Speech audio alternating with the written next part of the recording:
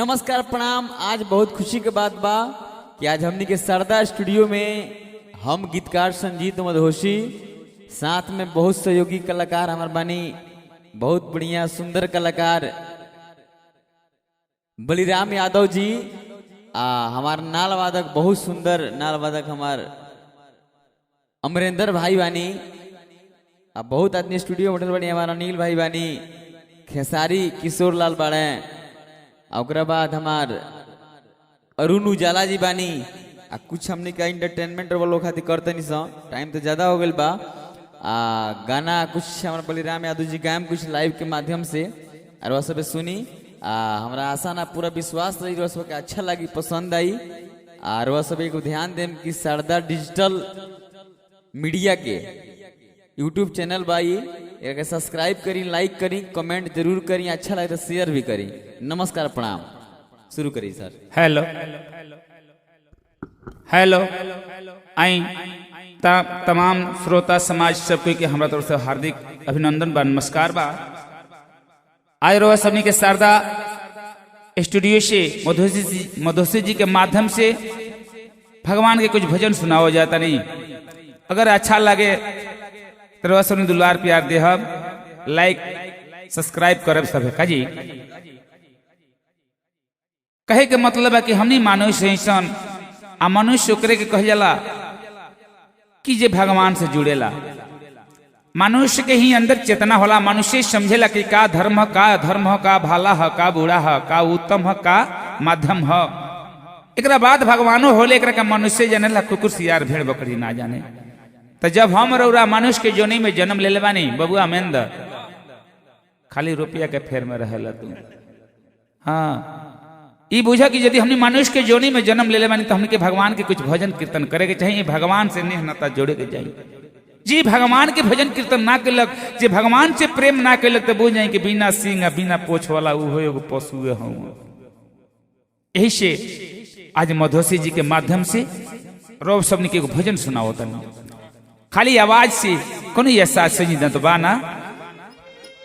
अब यहाँ के प्रयास करने कि ना खाली आवाज से वो भगवान के भजन करी।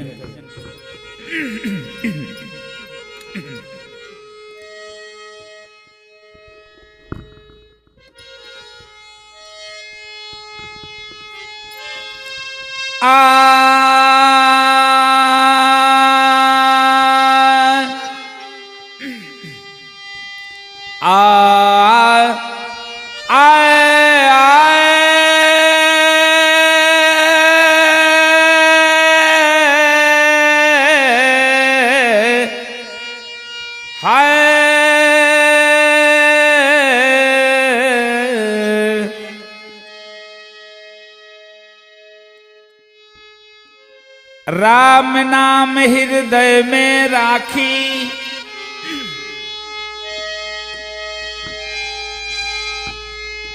राम नाम हृदय में राखी, बिगड़ल काम बन जाए हैं।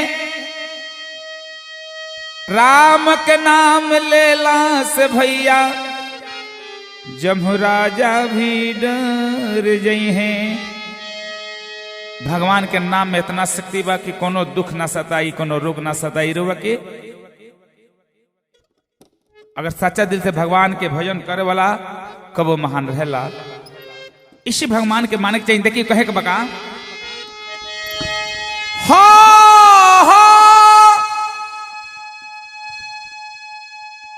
आरे बबुआ, बबुआ खेसारी ध्यान दिया तनी गाना पर। आरे बबुआ बबुआ ए बबुआ,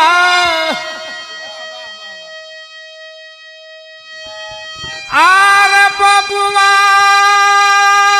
हो बबुआ, तो बबुआ भजी लोतनी राम लक्ष्मण सीता के, पढ़ल रामायण गीता के ना। बबुआ भजी राम लक्ष्मण सीता के पढ़ल रामायण गीता के नाम कहे पाके मानुष के तन कहियो करना भजन पाके हमने के मानुष के जोनी में जन्म लेके आ गजर बजर में जिंदगी पास करते हैं सब मधुसी जी नीमन चीज में जब समय पास नहीं से करत पाके मानुष के तन कहियो आर करी ना भजन पाके मानुष के तन कहियो करी ना भजन तो देहिया जोरी रे जाई एक दिन तोहरो चीता से देहिया जारी जाई एक दिन तोहरो चीता से भजल रामायण गीता के नाम